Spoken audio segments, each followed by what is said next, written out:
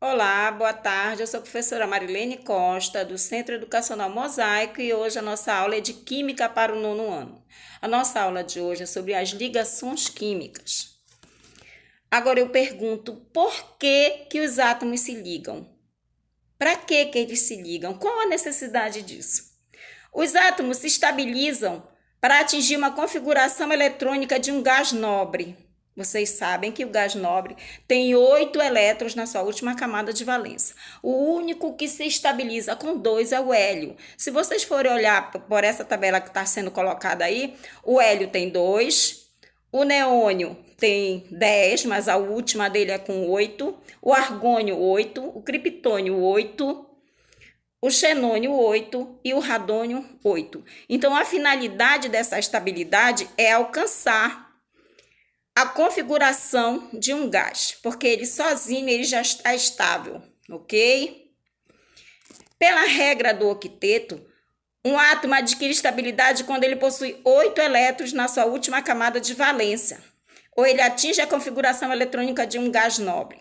Nós veremos aí esses exemplos. O sódio tem 8. Tem 11, perdão. Se vocês verem, um S2, 2S2, 2P6 e 3S1. Eu já estou com um a mais.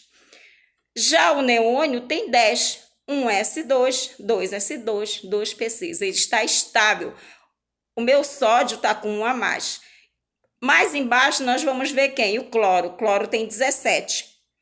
Ele vai ter no seu último subnível 7, então ele necessita de 1. Então, por que ele não se junta com o sódio que está com 1 a mais e forma um sal?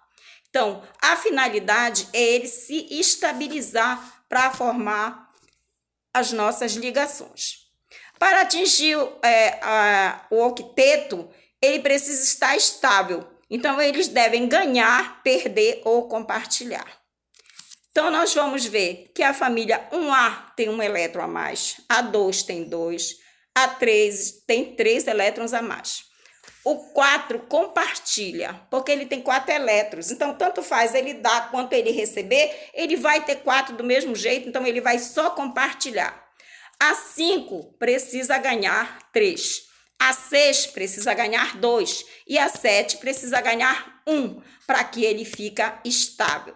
Então, como nós sabemos que na química quem perde ganha e quem ganha perde, quando a família 1, 2 e 3 perde, ela ganha porque ela se estabiliza. E quando a 5, 6 e 7 ganha, ela perde porque ela também se estabiliza. Ok? Então, a 8 está estável, é o nosso gás nobre. É para isso que os outros precisam fazer ligações, para que eles fiquem estáveis, atingindo a configuração de um gás nobre. Então, nós vamos ver agora as ligações interatômicas. Nós temos 3 tipos aqui de ligações. Nós temos as ligações iônicas, nós temos a ligação covalente e nós temos a metálica. A nossa aula de hoje vai ser só sobre a ligação iônica. Para ser uma ligação iônica, ela envolve a transferência de elétrons entre os átomos, formando compostos iônicos, tá? Então, quando há transferência de elétrons de um que está sobrando para um que está faltando, eu estou fazendo uma ligação iônica. Eu estou dando meus íons para completar a carga do outro que está faltando. A covalente, ela compartilha os elétrons um entre os outros, ok? Formando moléculas. A metálica é a dispersão dos elétrons. E o nome já diz, metálica, só vai ocorrer entre metal e metal. Agora nós vamos falar só sobre a ligação iônica. Ocorre entre átomos de metal e ametais. No caso, 1, 2, 3 vai se unir com 5, 6 e 7.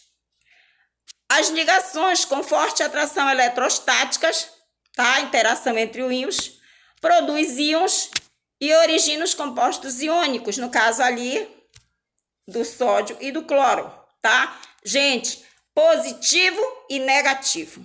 Só pode ocorrer essas ligações entre positivos e negativos.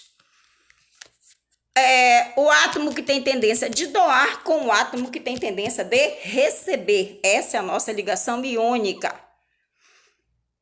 Como é que se dá essas formações desses compostos? Como eu já falei, entre metal e ametal.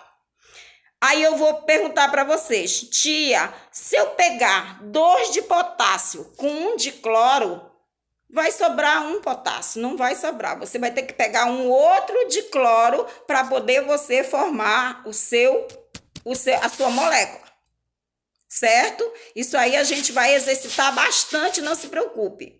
Em uma ligação iônica, nós temos metal doando elétrons e originando cátion. Quando ele doa, ele vira um cátion, tá? Porque ele está doando o positivo dele. Ele vira um cátion.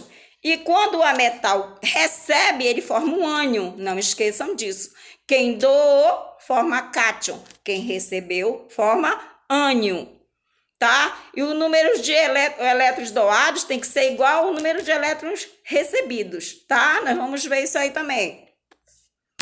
Agora nós vamos ver o bendito do hidrogênio, né? Que está presente em tudo, como a gente já falou nas nossas aulas anteriores. A formação dos compostos iônicos entre metal e hidrogênio. O hidrogênio, ele tem mais um, mas ele pode ter a configuração de um negativo, porque quando ele se une com um positivo, no caso do sódio, ele vai formar um hidreto. Aí eu tenho um hidreto de sódio, mas eu posso fazer um hidreto de frâncio, um hidreto de qualquer coisa. Ele se junta com qualquer um, mas toda vez que ele aparecer com essa carga negativa junto com o metal, ele vai formar um hidreto. A fórmula dos compostos iônicos é sempre, como eu falei, um positivo e um negativo. Nunca 2 negativos, nunca 2 positivos. Ali eu tenho um exemplo do bário se juntando com o cloro. Como eu falei ainda agora, o cloro só precisa de 1 e o bário tem 2 para doar. Então, eu vou ter que pegar mais 1 de cloro para poder formar, para poder ele ficar estável. Os 2 ficam estáveis, no caso serão os 3. 1 de bário com 2 de cloro. A mesma coisa ali, o alumínio e o oxigênio, formando esse óxido de alumínio ali. Porque o alumínio tem 3 para doar. E o oxigênio é menos 2. Então, ele vai pegar 2 dali e vai sobrar 1. Então, eu vou precisar de 3 de oxigênio para 2 de alumínio. Isso é muito legal. Isso vai dar... A gente vai se divertir muito fazendo isso. Ok? Então, ficou essas duas prendas para vocês resolverem, para nós resolvermos juntos na nossa aula. E a gente vai se encontrar na próxima aula já com as nossas ligações covalentes e ligações metálicas. Muito obrigada e a gente vai se encontrar lá no Zoom depois que vocês assistirem a nossa aula. Muito obrigada e vocês sabem que a tia tá com saudade. Amo. Obrigada. Beijo.